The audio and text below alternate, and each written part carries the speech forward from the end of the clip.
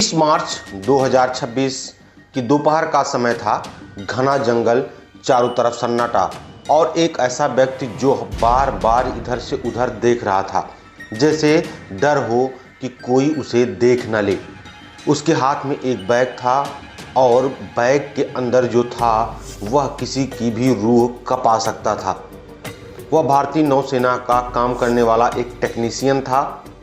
जैसे ही वह जंगल के अंदर गहराइयों में पहुंचता है, वहां एक सुनसान जगह चुनता है। वह पहुंचकर वह बैग खोलता है और उसके अंदर से एक महिला का कटा हुआ सिर और दोनों हाथ बाहर निकालता है। उसका दिल तेजी से धड़क रहा था। वह जल्दी जल्दी आसपास से लकड़ियां इकट्ठा करने लगता है। कुछ ही देर में वह लकड़ियों का एक ढेर बनाकर चिता तैयार करता है। फिर वह उन शरीर के हिस्सों को उस पर रख देता है और उसे जलाने की कोशिश करता है। लेकिन तभी कुछ ऐसा होता है कि उसे अंदर से हिला देता है।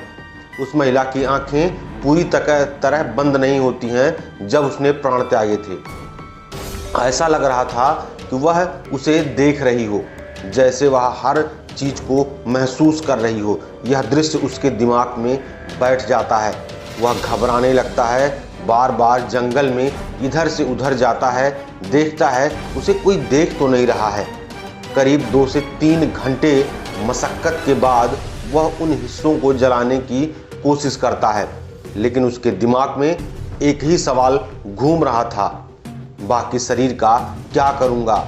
जब कुछ ही हिस्से जलाने में उसकी इतनी हालत खराब हो रही थी, तो जो बाकी जो शरीर का हिस्सा घर पर छिपा कर रखा था, उसके साथ वो क्या करेगा। वह वहीं बैठ जाता है। घंटों तक बैठकर आखिरकार वह अपने सबसे करीबी दोस्त को फोन लगाता है।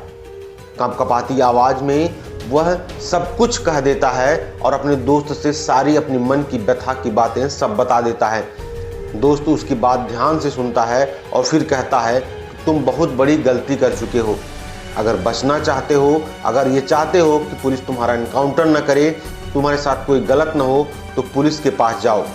यह सुनकर वह अंदर से टूट जाता है। लेकिन सवाल यह था कि वह इस हालात तक कैसे पहुंचा।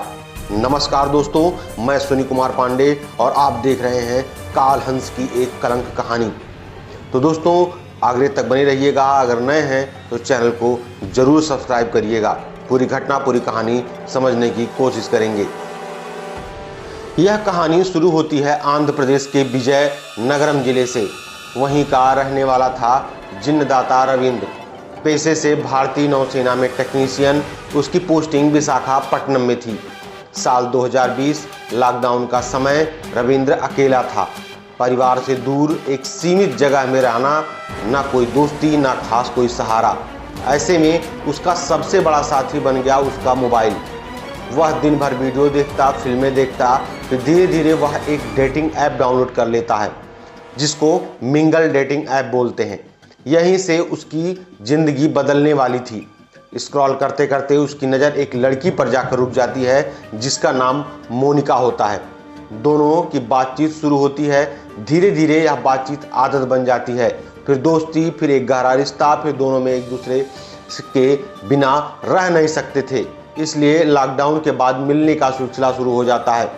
पहली मुलाकात उन्होंने एक सिनेमा हॉल में की, फिल्म के बहाने अकेले समय बिताने के लिए।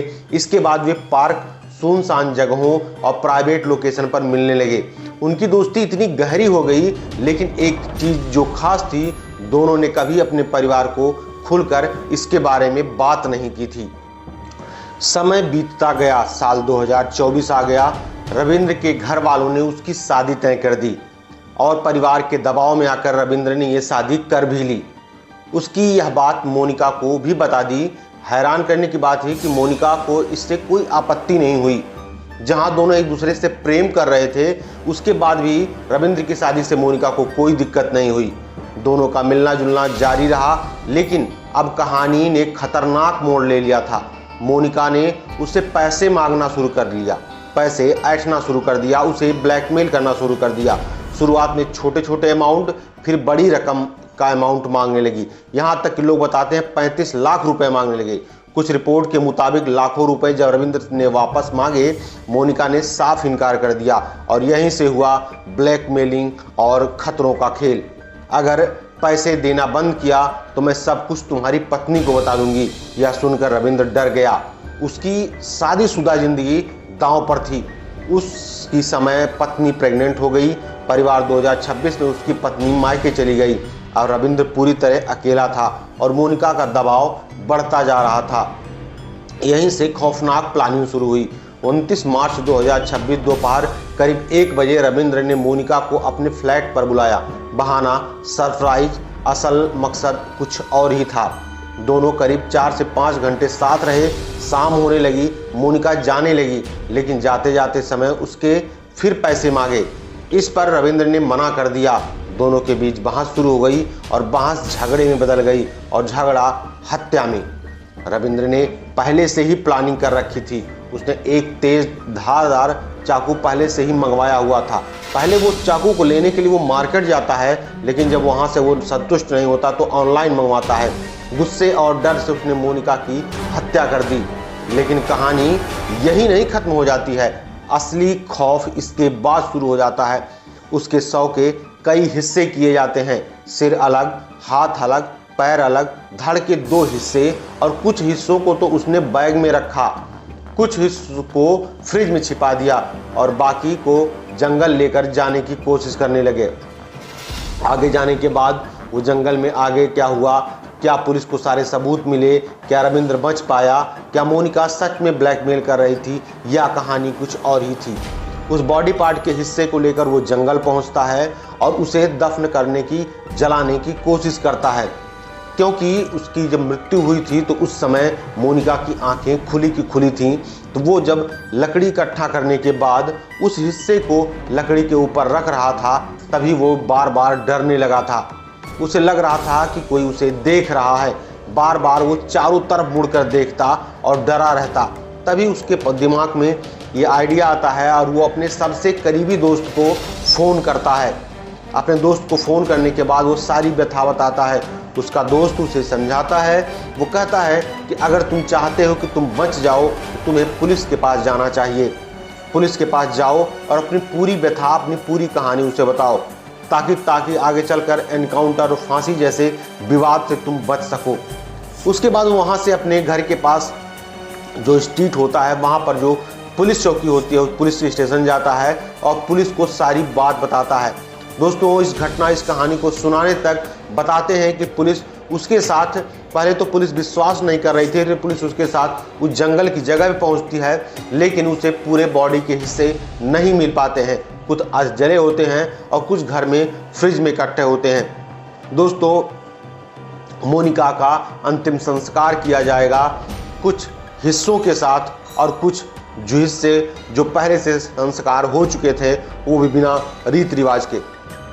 दोस्तों, इस तरीके की कहानी हमें दहला देती है, सोचने पर मजबूर कर देती है कि नाजायज संबंध कभी भी अच्छे परिवेश को जन्म नहीं दे सकता है। और एक ही कहानी, एक ही बात कहूँगा कि सब हमेशा बच कर रहें। अगर आप रविंद्र मोनिका से प्यार कर रहा था, उसे इस बात को अपने परिवार के सामने शेयर करना चाहिए था और उसे मोनिका के साथ आगे की जीवन बिताता तो शायद इतनी बड़ी घटना को अंजाम नहीं देता। दोस्तों, इस कहानी से आपको क्या सबक मिली, कमेंट बॉक्स में आप ज़रूर बताइएगा। दोस्तों, इस कहानी को सुनाने का उद्देश्य किसी के मन को आहत करना या परेशान करना नहीं है। सजग रहें, सतर्क रहें। मिलते हैं एक नई कहानी के साथ कल रात 8 बजे। तब तक अपना ख्याल रखें। जय हिंद, नमस्कार।